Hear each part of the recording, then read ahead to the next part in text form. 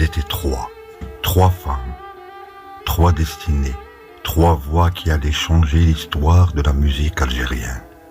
L'une venait de Tlemcen, l'autre d'Alger, la troisième d'Oran. L'une était musulmane, l'autre juive, mais dans la cour de la Casbah où elle répétait. Ces différences n'existaient pas. Seule comptait la musique.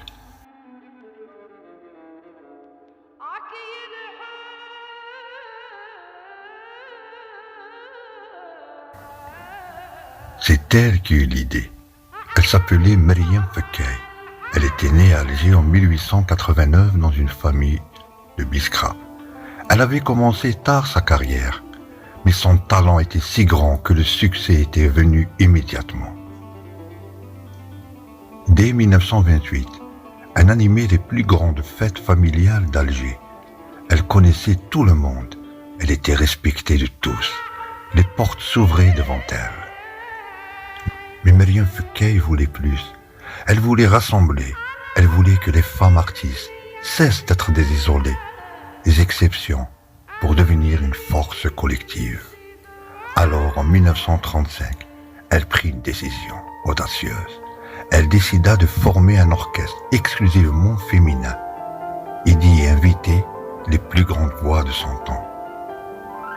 La première qu'elle appela fut Cheikha Tetma. Fatima Tabet, c'était son vrai nom, était née en 1891 à Tlemcen. Cette ville d'art et de culture, fière de son héritage andalou. Dès l'enfance, elle avait montré un talent exceptionnel. À 10 ans, elle chantait déjà, et sa voix ensorcelait tous ceux qui l'entendaient. Mais Tlemcen était une ville conservatrice. En 1916, lorsqu'elle osa se produire en public lors d'une fête foraine, ce fut le scandale. Une femme sur scène, avec des musiciens juifs, les notables, les vieux turbans, exigèrent son départ.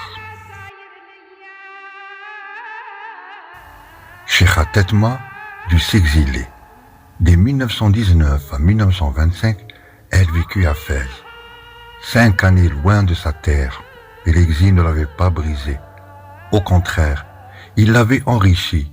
À son tour, elle révolutionna la musique andalouse en introduisant le piano dans l'orchestre, une première absolue. Quand Meriem Fekkai l'appela pour rejoindre son orchestre, Cheikha Tetma accepta sans hésiter. Elle savait que l'union ferait leur force. La troisième était la plus jeune. Elle s'appelait Sultana Daoud, mais tout le monde la connaissait sous son surnom, Rainette l'Oranaise, la petite reine d'Oran. Elle était née en 1918 à Tiaret. À 2 ans, une variole mal guérie l'avait rendue aveugle. Mais son père avait eu une intuition géniale. Il avait confié à Saoud l'Orani, grand maître de la musique arabo-andalouse, pour qu'elle apprenne la musique.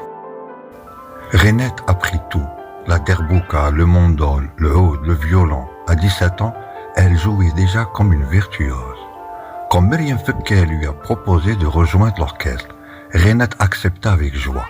Elle devint la Benjamine de la troupe, celle que les 2 aînés prenaient sur leurs ailes. Meriem Fekkai réunit également d'autres musiciennes, Madame Guigui au piano et plus tard d'autres cheikhettes. Ensemble, elles formèrent ce que la mémoire algéroise retiendrait comme le premier grand orchestre féminin de l'histoire de la musique algérienne. Le répertoire puisait dans le msem'ia, ce genre musical typiquement féminin, que la grande Ma'alma Yemna avait porté si haut avant elle. Elles interprétaient du Houzi, de l'Asna, de l'Aroubi, tout le patrimoine algérois. Les fêtes qu'elles animaient étaient les plus courues d'Alger. La bourgeoisie algéroise se les arrachait.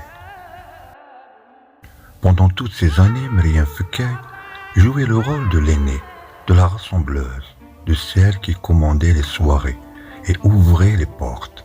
Cheikha Tetma apportait son génie novateur, sa voix ensorcelante, son audace. Rainette l'Oranaise offrait la pureté de son violon, la justesse de son jeu, la douceur de sa présence. Elles étaient trois, elles étaient unies, rien ne semblait pouvoir les séparer. La plus jeune arriva plus tard, elle s'appelait Fadela Medani Betelmehdi, mais on la connaissait sous le nom de Fadela Djeria, l'Algéroise. Elle était née le 25 juin 1917 à Alger, dans une famille conservatrice originaire de Kabylie. Dès son plus jeune âge, elle avait été fascinée par la musique. Elle écoutait les disques de Ma'elma Yamna. Elle assistait à toutes les fêtes où jouaient les grandes chanteuses. Elle les imitait en secret. C'était en 1935. Elle avait 18 ans. Elle partit pour Paris, où elle chanta dans les cabarets du quartier Saint-Michel, notamment au El Jazaïr, rue de la Huchette. Elle y interprétait du répertoire moderne. Apprenait de nouveaux airs, se faisait la voix. Sa mère finit par la retrouver et la ramena à Alger. Mais Fadela était désormais une chanteuse. Sa voix trop belle, trop pure, ne pouvait plus rester silencieuse. À son retour, Fadela se produisait au Café des Sports, dans la basse Casbah. C'est là que Meriem Fekkaï l'entendit pour la première fois. L'aînée fut frappée par la qualité de cette voix. Par sa clarté, par sa justesse, elle comprit immédiatement que cette jeune femme avait un talent exceptionnel. Elle vint la voir après son tour de chant. Elle lui parla doucement comme on parle à une fille, à une petite sœur. Et elle lui dit ces mots qui changeraient tout. « Viens petite, tu chanteras avec nous. » Fadela ne croyait pas ses oreilles. Elle, la jeune chanteuse encore inconnue, intégrait l'orchestre de Meriem Fekkaï aux côtés de Cheikha Tetma et Renette Loranès. C'était plus qu'elle n'aurait jamais osé espérer. Elle accepta, bien sûr, des larmes aux yeux, elle accepta. Et Fadela apprenait vite, très vite. Sa voix de cristal d'une pureté exceptionnelle s'adaptait à tous les registres. Elle passait du Haouzi à l'Aroubi, du Zindani au Médé, avec une aisance déconcertante. Les trois aînés virent bientôt en elle leur héritière, celle qui, un jour, prendrait la relève. En 1949, Fadela Djeria enregistra son premier disque chez Pacific. La chanson s'appelait Habibi Melo. Ce fut un triomphe, un succès commercial sans précédent. Tout Alger chantait Habibi Melo. La voix de Fadela était sur toutes les lèvres. Meriem Fekkaï, Cheikha Tetma et Renette Loranès assistèrent, fiers de ce succès. Leur petite protégée devenue une star. La transmission avait fonctionné.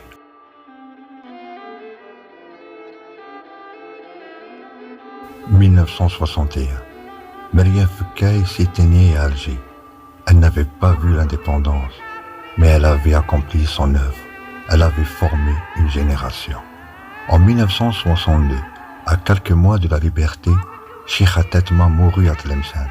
Elle avait 71 ans. Elle aussi partit avant de voir l'Algérie libre. Fadela Djeria resta à sa sortie de prison. Elle reforma son orchestre. Elle y invita Renette Loranès au violon chaque fois que celle-ci revenait en Algérie. Sa nièce Essia au piano, sa sœur Goussem à la derbouka. Elle devint la plus grande cantatrice algérienne, celle qui incarnait la voix de l'Algérie libre.